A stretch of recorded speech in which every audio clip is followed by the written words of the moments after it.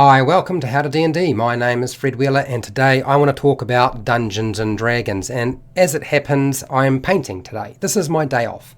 This is the day that I hang out with everybody and I paint miniatures. In this case I'm going to be working on a project that I've already started, already assembled it, done most of the painting, but I need to do a wash. I need to sort of wash the miniature and sort of bring out some of the dark areas that need to be darker rather than sort of the base colors that I've got so far. So this is what it kind of looks like right now, and this is what you can see what it's like underneath the camera. And I'm going to apply two different washes. I'm going to use a brown wash and a flesh wash, and I might also use a very dark wash as well for the base. And I'm going to work my way sort of from the top of the miniature all the way down the creature, sort of bit by bit until I've covered all the areas that I need to. So that's the plan for today. And I hope by all means hang about, have a chat with me. I am more than happy to talk about Dungeons and Dragons. That's why I'm here. And yes, there's a whole bunch of different things that have happened recently. So starting off with the brown wash, I'm going to apply the brown wash to the brown areas of the miniature. So I'm using this brown wash here. I'm going to use quite a large brush so I can cover the area quickly, and I don't think it's going to take me too long. I think I should be able to get it done pretty quickly. Right, so this is the Nolzur's or D&D Nolzur's Marvelous Pigments wash that I'm using. I'll put sort of part of the palette in the way so you can sort of see what's going on. I don't think it's not like it's very difficult to put a wash on. I mean, there's a little bit of skill to it, and I've discovered with these particular washes here, watering them down is a bad idea, so I'm not going to water them down. I tried that last week and it did not work. Okay, so I've used some blue tack 4 pieces of blue tack to attach my T-Rex onto the lid of this container, and we'll just work our way through the miniature. Sort of start with the head. I think it's probably the first place. It's where you sort of look the most, right, is the head. For those of you who haven't been staying in touch with some of the Dungeons and Dragons news, I've got a whole bunch of things I'll talk about while I'm doing this. And one of them is the Eberron Rising from the Last War has been announced, the new adventure book. For those of you who were hoping, it's an adventure book and it's a setting book. For those of you who want both, you're going to get both, which is good. I think that's a smart move. It is sort of essentially the same thing they've been doing for some time. They have been using that same sort of model most of the time. Okay, and we'll flick that round and sort of try to attack it from the other side. I'll try not to turn the miniature my way too much. It's just, see, the camera's on the other side to me, so that's part of the problem. So yes, that's supposed to be coming out in November, 19th of November this year, and I've already done a video on the topic. If you want more details on that, I'll sort of cover as much as I possibly can in that video. And there's already talk of there being a change to the cover art, which I thought was quite amusing. Okay, so let's grab some more of that, because I'm going to probably wind up using quite a bit of this. It's a horrible day in New Zealand. It is wet, cold, raining, and dark, and it changes constantly. So right now, I think the sun is trying to come out. But who knows? Who knows if that's going to stay there for very long. We're going to wind up with so many different weather changes in New Zealand right now. It's just sort of what happens at this time of the year. We call it spring. I just call it wet winter. It's probably more appropriate if you ask me. Okay. Alright, so I am going to be a bit more aggressive with my brown, because I want it to be there's not quite as many areas underneath that need to be darkened up. How's it going, Matt? Hello. I'm hoping that, I know today for most people is like a Friday. If you're in the States or Canada, it's probably a Friday. You might still be at work, or you might have just got back. Boop, boop, boop, boop, boop. And I'll just keep. I'm going to probably wind up using quite a lot of wash for this miniature. It's not really unexpected. I did expect that to be the case. There's a big area to cover. And I probably won't be trying to cover more than one miniature today. So, now if you're painting and doing your own things, totally understand. If you need to concentrate on that, I will keep talking and applying my wash and pushing things around. Okay, so let's grab a bit more. Also, I believe that the Dungeons and Tombs book, the cover art has been released, so we now know what it looks like. And it's supposed to be getting released November 26th of this year, 2019. Now that's not designed so much for, it's supposed to be sort of for younger readers, more as an introduction, sort of. It's not rules-based or anything like that. If you were thinking you're going to get a rules-based book, that's not really what Dungeons and Tombs is all about. It's more for the younger audience who might be interested in Dungeons and Dragons but are not ready to go and play the full-fledged Dungeons and Dragons game because it's too complicated for them. So yes, just thought I'd let you know. I know there's a lot of people on my channel who do have kids. I do apologise if my hands are in the way. I will just see if I can cover this area quickly and get the hands done. Just like so.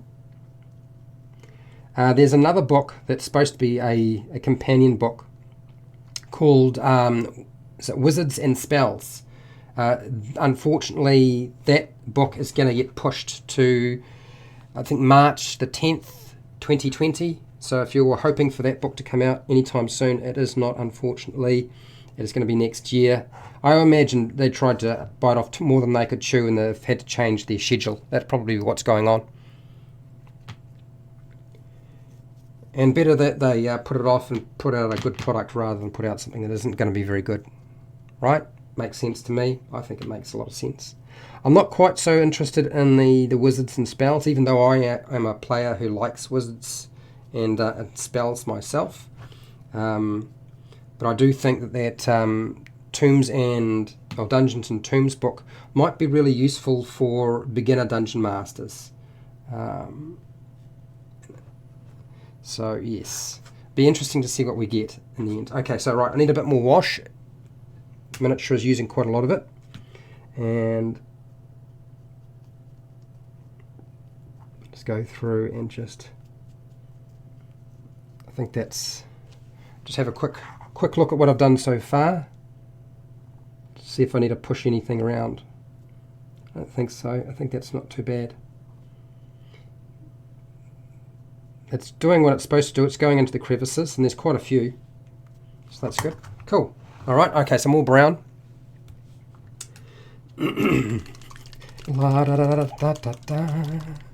boop, boop, boop, boop. Now, I don't know if you guys are into comic book movies, but there's been on the internet, you probably know about it already, there's been a lot of hoo-ha about Spider-Man. So Spider-Man is out of the Marvel comic universe for the big screen. Sony and Marvel Studios, primarily let's say it's more Disney, have went into negotiations about who should be getting how much.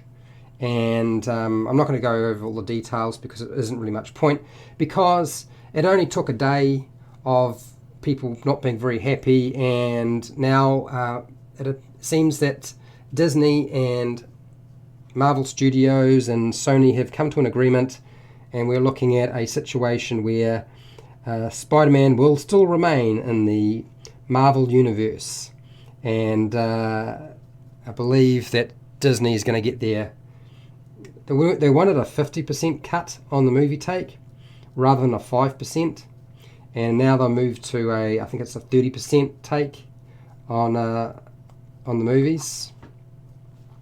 I'm assuming that's on the profit rather than, because they wind up forking all the cost otherwise. I'm assuming that's what's going on.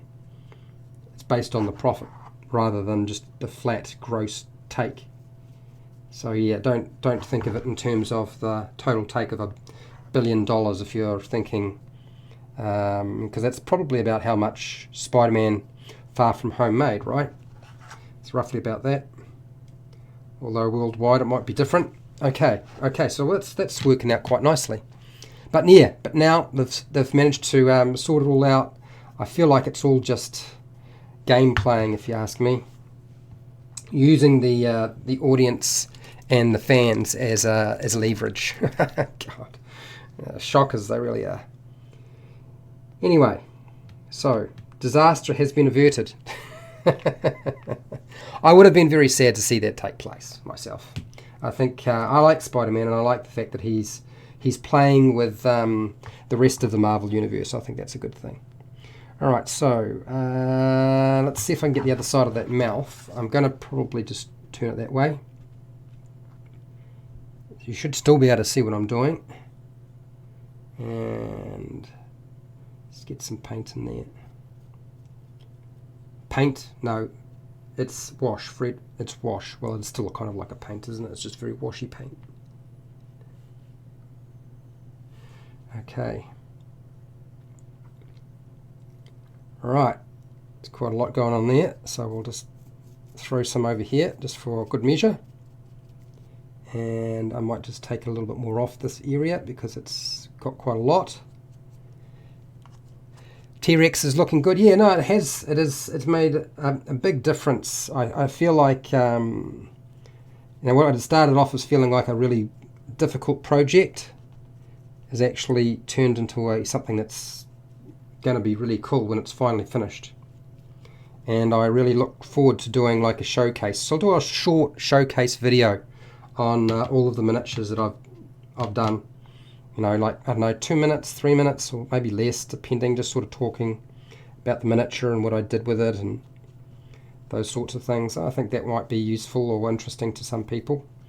Certainly, I'm not putting the long form content of the painting process up on YouTube anymore, but I know a lot of people on YouTube still sort of curious as to what's going on with the projects that I'm doing. And there we go, and let's just get that in there. Just a little bit more on the side of that leg and foot. I think that's good enough. Alright, so let's get some more. So how am I looking on here in the face? Yeah, that's certainly a lot darker. Okay. Right, flick you around, grab some more. We'll deal with the other side, the other leg. A bit more brown. Now, I don't know how many of you are interested in the Gale Force 9, those limited edition or limited run miniatures. They're high-end miniatures, right? They're really, really expensive. They're more expensive than the Nolzur's Marvelous ones.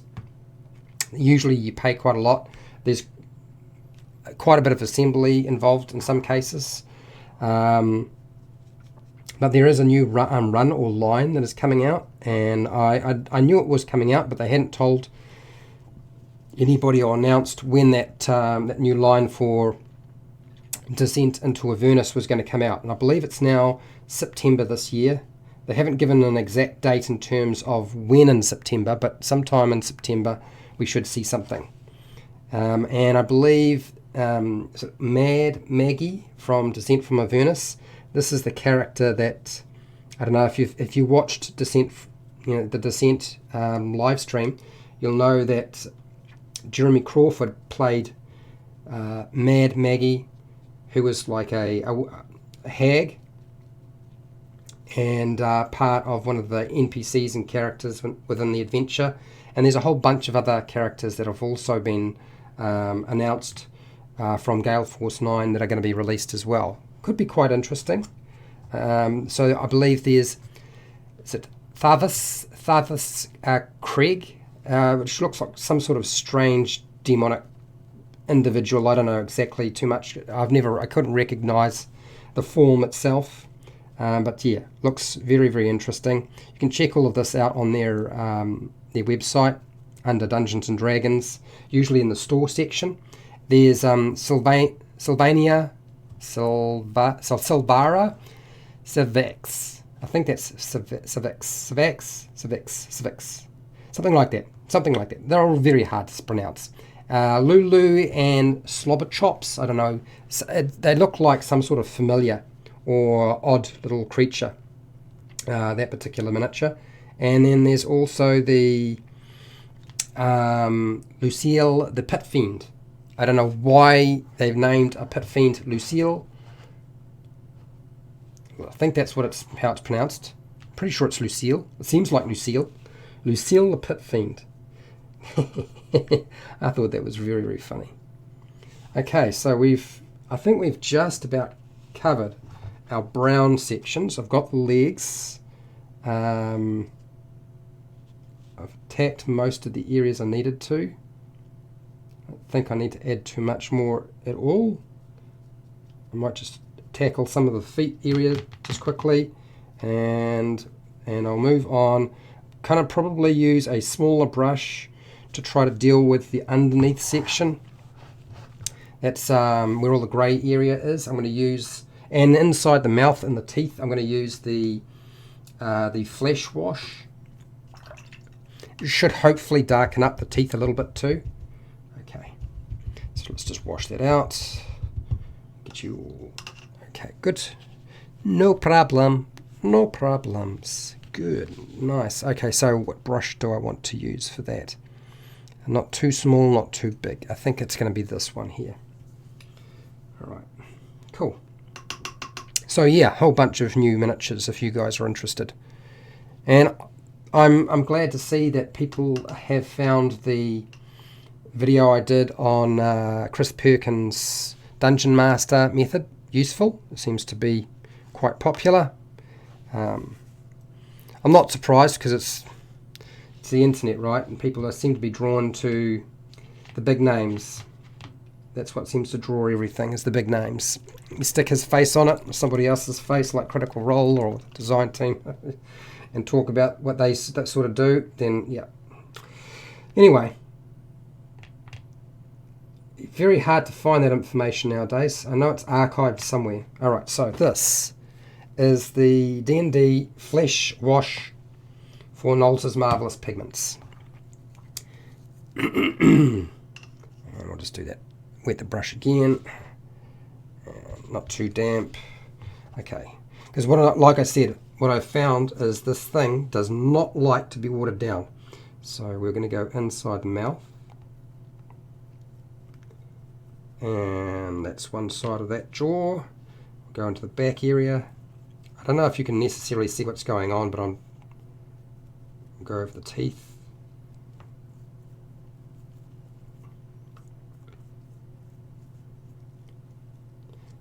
It's quite a bit on the back of the jaw. Let's do this side here. And then the tongue and the teeth along here. Now you'll notice that I'm not getting a really small brush. I'm not getting too carried away with the whole process. Okay. Let's have a quick look. See what she's like. I think that's probably got enough in there. Let's see if I can put a bit more in. Yeah. It's good enough. Alright, okay, now down the front, which is the grey area, I'll turn them upside down. And you should be able to see what's going on. Now I know it's supposed to be a flesh wash, and so grey, you're thinking, well, you know, that doesn't seem right. But most of the miniature itself is already brown, right? So I feel like that'll just help blend it in. I could have used the brown wash, I suppose, and just covered it with that, but I thought, no, I'll use the flesh wash instead.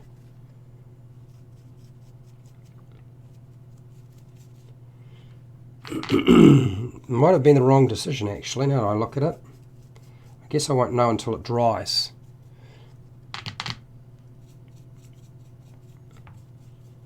It might have been better to use the darker wash, actually.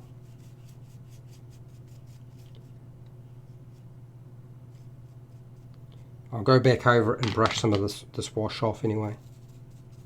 So I'll thin it a little bit more. There we go. Cool, cool, cool. Oh, the Dungeons and Dragons 5e Essentials kit is now available on the book depository. So it was available for pre-order on Amazon, but it's now available on the book depository, which means that I will probably make arrangements to pre-order it. I'm financially strapped right now, but that's one piece of D&D accessories I think is probably going to be very popular, just like the Lost Mine of Phandelver and the Dungeons and Dragons starter set.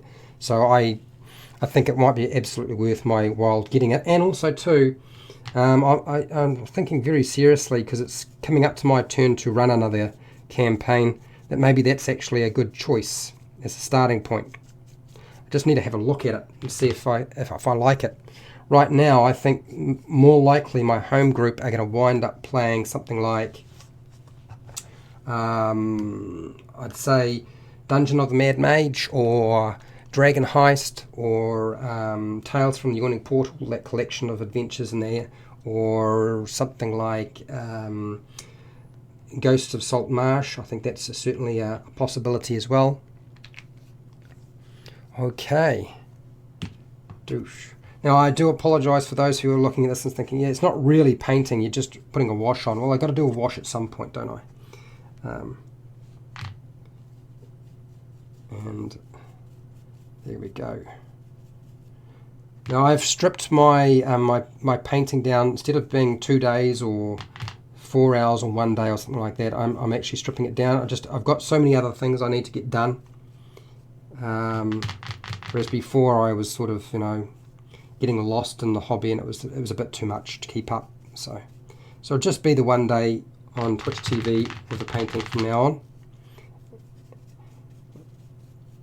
And I know I haven't released any of the painting streams on Patreon, but they are ready to go. They have been uploaded and trimmed and so forth, ready for that whole process. So if you are a patron and you're hoping to be able to rewatch some of the older ones and you didn't get a chance to watch them on Twitch TV, don't have to worry about that, because they are still there, and I will be making them available. It's just time. That's all it is. It's just finding time, and I'll get there. Besides, if you're a patron and you missed one in particular that you want to rewatch and you didn't get a chance to watch it on Twitch TV, you can just request it. You send me a message on Patreon, and I will speed up the process. Okay. Alright, so this is actually fine. I'm just brushing some of the wash that I put on off, and I think that's actually, because I didn't want to get too carried away, I think that's actually going to be fine, to be honest. It's a bit hard to see underneath the lamps, I know, I realise that, but there we go. Alright, okay. Well, let's just have a quick nosy at this. That's made a big difference. I'm really happy with that. And that looks good. The inside of the mouth. Let's just have a quick look inside of the mouth. I just want to push some of this paint around a bit. Wash. Wash. Okay, that's better on the side. Cool, inside the mouth looks a lot better. That's good news. And happy with that. Okay. It's a bit bummed by that that seam. That seam, it's become far more prominent than it was before. I feel like it was not nearly as bad, and it does feel like it has gotten worse. So when you're assembling your one, make sure you do a really good job of the join there. I thought I had mine all under control, but it just doesn't seem like it's worked that well. This side in particular, I even feel like, it feels like even maybe the putty has pulled itself away from the joint. Okay, oh well. Not much I can do about it now. And I don't feel like sort of stripping it back. Okay, so let's deal with the rock section, which I'm going to use a very dark wash for. So now we've got the shadow wash, so I'm going to probably use the shadow wash for that. And we'll use a much larger brush this time round. Something that's a bit more significant. So probably back to this one. And let's just find a spot that's suitable for the wash to go into. I think that one is probably good enough. Give it a good shake.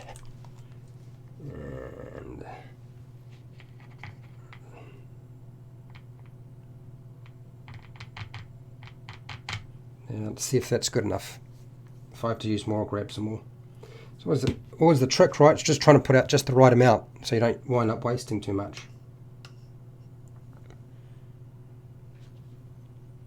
Okay, and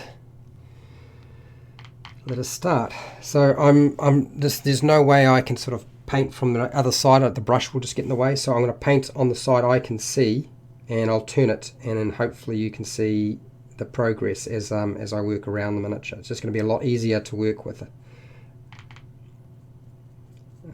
Just try to get most of the work done around the underneath. Right smack in the middle is going to be the hardest bit. And let's cover a few more of those rocks. Angle is everything. Angle is everything.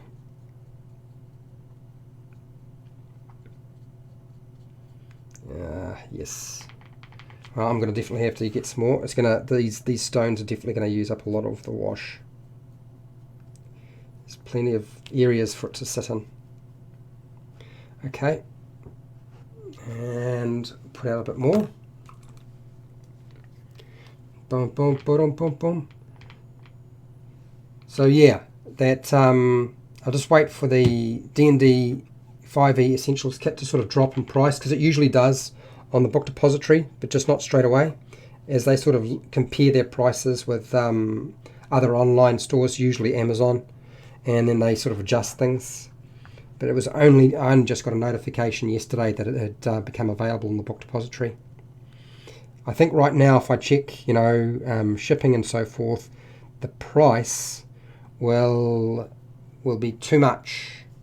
So we'll just give it a little bit longer. It's not going to make much difference, because they can't send it out until about a couple of days before its release date, so that it doesn't wind up in my hands or anybody's hands before the allocated time. So I know that quite often they'll put it out like a couple of days, like 2 or 3 days just before its official release date, and then it shows up in people's sort of mail about the right time. They sort of allow 3 days of shipping, depending on where you are in the world. I'm in New Zealand, so it's going to take a long time. Probably about 3 to 4 weeks, although the book depository's been pretty good. Not so much Amazon. There's sometimes where their stuff they send me just doesn't ever seem to show up. But, and that might be partly to do with my postal service and the local kids nicking stuff. Who knows? Okay. Alright, so let's do some more. So you can see the wash is starting to show up on this side where I've already put it on. Okay, and I'll put in some more and tackle the base a little bit longer, but just a little bit more on the other side. Cool. Very nice. Bam. So it's Dungeons and Dragons for me, my home group play tonight, and we've had a lot of trouble with these dwarf assassins, and they've messed us up every single time, and every single time we've had to teleport or escape or in some way to get out of there before they obliterated us. And so hopefully tonight is the night that we finally figure out how to defeat them, because so far we have not been very successful. I know one of my friends, Simon, reckons he's got a plan for dealing with them, but I think our Dungeon Master has been cooking up plans each week to contend with some of the... I think the problem is that when you start playing at a higher level and you start sort of relying and thinking that combat is the end all, you know, it sort of unwinds on you, particularly at higher levels. I found that I relied far less at higher level on combat than I did on achieving goals, which were, you know, not straightforward for a low-level character, but could be achieved with the types of spells that a higher-level character had access to, rather than trying to find somebody who would cast the spell themselves. So yes, just my view in terms of how a high-level play works out. Alright, so I'm going to just see if I can't tackle any loose bits that I feel like needs more, and I think the centre of it should be darker. So I'm going to try to just drop a bit more wash into there.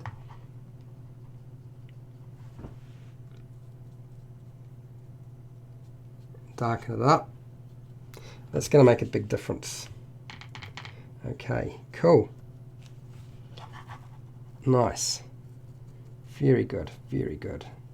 It's working out really good. I have a whole bunch of other miniatures that I need to paint, so if you're worried that I've run it out of miniatures to paint, no, that's not the case. I just need to have time to prepare them as well. So they need to be sprayed after they've been tidied and trimmed and mould lines have been removed or so forth, and then there's a whole bunch that still need to be washed that I've painted but I haven't actually washed. I probably won't wash a miniature next weekend. For me, I feel like I'm slowly working myself back into it since I took a bit of a break, and so I'm just working myself slowly back into things rather than trying to go full steam ahead with anything. Okay, cool. That looks pretty good if you ask me. In fact, I'm really happy with that. Blimey, and that took me, what, just over half an hour to coat and cover that. Let's just sort of move things out of the way, and I'll just clean off my brushes and I'll give it a spin so you can have a good old look at it and see what you think. Give it the turntable. There we go. That's it. That's cleaned. Okay, so let's angle it so you can see it clearly, and then I'll turn it as much as I possibly can so you're going to get a good look at it. Now I can't zoom in any more than I am, because once I start OBS it doesn't want to do anything more after that.